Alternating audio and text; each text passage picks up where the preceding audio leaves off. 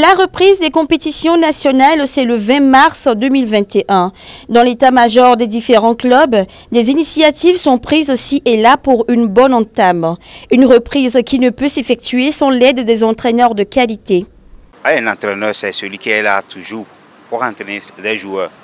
C'est-à-dire, disons que vous faites le soldat derrière eux. C'est des joueurs à notre niveau déjà qui sont un peu matures. Donc il faut savoir gérer. La gestion du groupe, c'est important. Et tenir son vestiaire, tout ça là.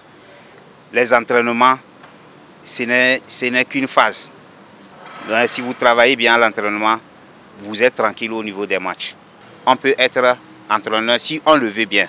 Mourinho n'a pas été un grand joueur, mais aujourd'hui il est un grand entraîneur. Donc tout est question de vocation, de volonté. Il faut beaucoup apprendre.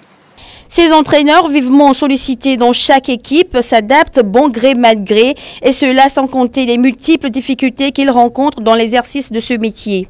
Des moments difficiles, il y en a tout le temps. Tout le temps, c'est surtout quand il n'y a pas de résultats. Vous avez toujours la pression de gauche à droite. Moi particulièrement, c'est quand j'ai été au niveau des Sahara que ça a été un peu difficile. Je ne dirais pas trop, j'ai eu du soutien. Mais à un moment donné aussi, il faut ça aussi pour progresser.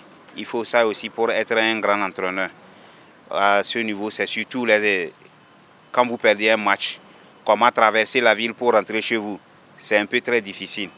Le coaching, sincèrement, c'est un métier très difficile. Et vous êtes là, vous travaillez. À un moment donné, au niveau du coaching, vous essayez de faire des trucs qui peuvent vous réussir comme qui peuvent échouer. Quand ça vous réussit, on dit que vous êtes un grand entraîneur. Quand ça échoue, c'est la faute à vous. Et c'est normal d'endosser tout. La responsabilité vous revient, bien que ce n'est pas vous qui jouez sur le terrain.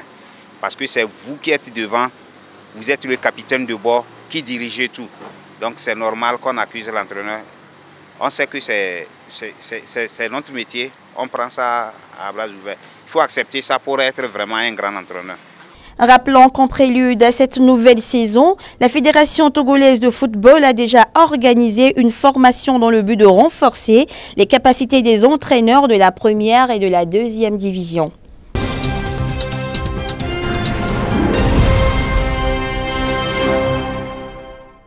Les entraîneurs locaux sont ici au stade de Kégué pour se former à la préparation d'un entraînement complet.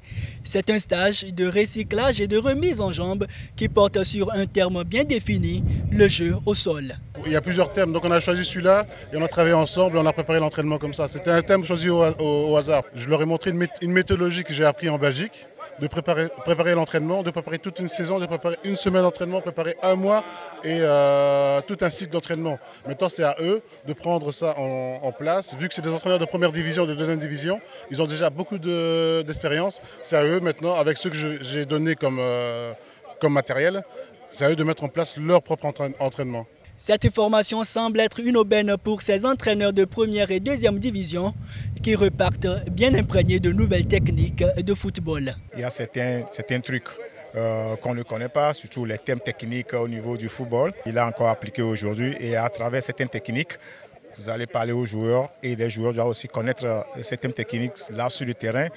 Ils vont communiquer et puis ils peuvent mettre ce que le coach a fait à l'entraînement à profit des matchs. Donc c'est une bonne chose. On a aujourd'hui travaillé dans les ateliers, des terrains réduits et on a fait des jeux directs aujourd'hui. Donc ça nous a permis d'avoir encore une idée sur ce que nous allons faire pour nos équipes lors de ce championnat qui va démarrer bientôt. On a eu à renforcer les petites capacités qu'on avait. Et ça nous a donné une confirmation du travail qu'on faisait sur le terrain. On est resté pendant 9 mois, vers 10 mois sans championnat. Donc il faudrait se préparer petit à petit, commencer par les exercices et en montant les échelons. Et ensuite essayer de faire le VMA. Et une fois, un mois après, se relancer avant de commencer par faire les exercices tactiques et techniques. Parce que sans les préparations, on risque de faire abîmer les muscles de nos joueurs.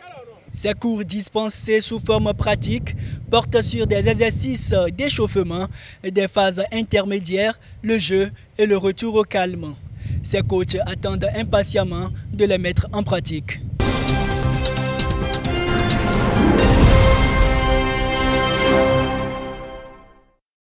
Depuis l'annonce du démarrage de la nouvelle saison par la Fédération togolaise de football, les clubs s'activent pour se renforcer tant au niveau des joueurs et au niveau des entraîneurs.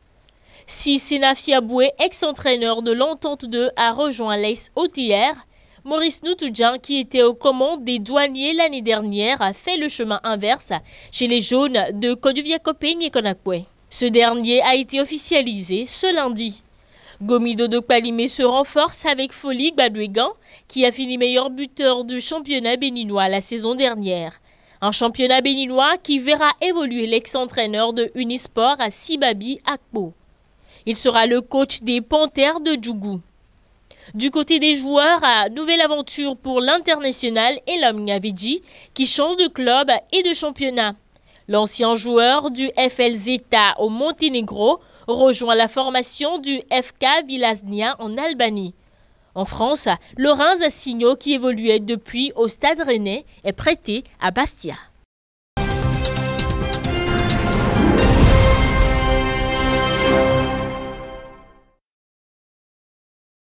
Les Togolais suivront avec un intérêt particulier la saison 2021 du tennisman canadien Félix Aliassime, originaire du Togo. À travers son projet Point for Change, il va se procurer des moyens pour aider les enfants des villes et villages du pays en convertissant chaque point gagné lors d'un match en $5.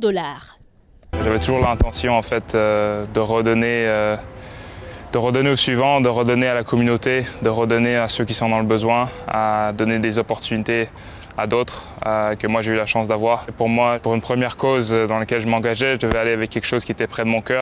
Depuis la rentrée scolaire du 2 novembre, 50 enfants auparavant déscolarisés ont pu bénéficier d'une formation professionnelle de leur choix. 10 écoles sont en cours de réhabilitation. Des kits de matériel scolaire ont été distribués à 200 enfants en risque de décrochage. 15 000 personnes ont pu bénéficier des actions prévention Covid-19, distribution de kits d'hygiène, diffusion d'émissions radio pour répondre aux questions posées, affichage des gestes barrières dans les lieux publics et actions de sensibilisation dans les villages. Lorsque j'ai déjà rencontré CARE, qui m'ont parlé de ce qu'ils faisaient déjà du projet, j'ai aimé leur approche, j'ai aimé leur fonctionnement. Et j'ai aimé voir ces sourires qu'ils pouvaient amener aussi sur les visages des enfants. Ils forment des formateurs déjà sur place au Togo. Ils achètent, ils ont la rénovation de terrains de sport, l'achat de kits scolaires, la rénovation d'écoles. Chaque victoire compte doublement ou même triplement pour moi cette année. Donc vraiment, je suis ravi que la compétition reprenne. J'ai une très belle ascension. Il y a encore beaucoup de choses que je veux accomplir, que je veux faire. Mais franchement, depuis que j'ai commencé ma carrière internationale, je peux vraiment rien demander de mieux. Sous la houlette de l'ONG CARE, les bénéficiaires n'en demandent pas mieux. Pour ce faire, leur souhait que leur champion remporte plus de points et surtout des compétitions afin que la cagnotte soit de plus en plus garnie. Pour cette saison, le numéro 18 mondial peut compter d'ores et déjà sur leur soutien.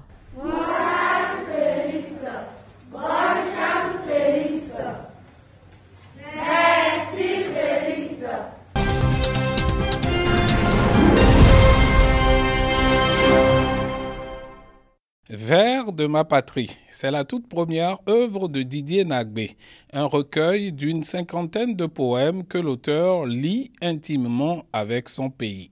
Vers de ma patrie, donc c'est un recueil de 53 poèmes, de 53 textes poétiques que j'ai rassemblés et qui sont tous consacrés d'abord aux Togolais et aux Togolaises, qui évoquent le vécu des Togolais, qui parlent de ce pays, qui parle des réalités, qui parle des valeurs, que ce soit les valeurs humaines, que ce soit le potentiel des terres de ce pays. Et donc un ensemble de textes dans lesquels peuvent se retrouver tous les Togolais et qui est consacré donc à notre pays pour valoriser, pour créer de la richesse culturelle, de la richesse littéraire pour notre pays. L'auteur ne saurait exprimer ses valeurs et ses sentiments autrement que par ce canal. Pour Didier Nagbé, il ne peut en être autrement. La poésie, parce que c'est quelque chose qui vient tout naturellement, donc c'est j'ai pas forcément choisi, mais peut-être que c'est elle qui m'a choisi parce que c'est à travers elle que j'exprime, que j'arrive à exprimer, à imprimer un peu ce qui se passe, ce que je ressens, ce que je vois, ce que je vis. Et c'est aussi une façon de faire autrement les choses parce que ça peut se faire de plusieurs manières. Le poète, il se met souvent dans la peau des autres parce qu'il essaie de comprendre tout le monde. Il observe beaucoup et quand ça lui vient, il couche sur sa plume parfois des choses qu'il n'est pas forcément celui qu'il ressent, mais des choses qu'il voit les autres ressentir. Parfois, il peut se mettre dans la peau des autres et dire ce qu'il ressent comme si c'était lui. Donc, on ne peut pas distinguer si ce sont mes souffrances ou si ce sont les souffrances des autres, mais chacun peut se retrouver dans ces écrits-là. Vers de ma patrie se révèle être une dédicace à la terre natale du poète, terre dont il se nourrit des faits, des gestes et des histoires de ses fils et filles. L'ouvrage, vous savez, lorsque nous étions tous sur les bancs, nous avons appris beaucoup de tests. Des tests qui parfois parlaient de choses dont on n'avait pas connaissance. Des tests qui évoquaient des lieux, qui évoquaient des personnages qu'on ne connaissait pas. Des tests qui vantaient des héros qui n'étaient pas les nôtres. Et cette insuffisance de la littérature togolaise, produite par les Togolais et qui parle du Togo, a fait que beaucoup grandissent sans avoir de l'amour pour la littérature de notre pays. Pourquoi, par exemple, lorsque quelque chose se passe dans ce pays, on ne peut pas en faire de la littérature? Pourquoi lorsque, par exemple, il y a un fait heureux, un drame ou quelque chose qui se passe dans l'histoire de ce pays, on ne peut pas en faire une histoire poétique pour permettre aux enfants sur les bancs qui vont venir de savoir qu'à l'époque, il y avait quelque chose qui s'était passé, etc. Vers de ma patrie de Didier Nagbé est préfacé par Guy Missodé, professeur des universités du Togo. L'ouvrage est publié aux éditions Aoudi.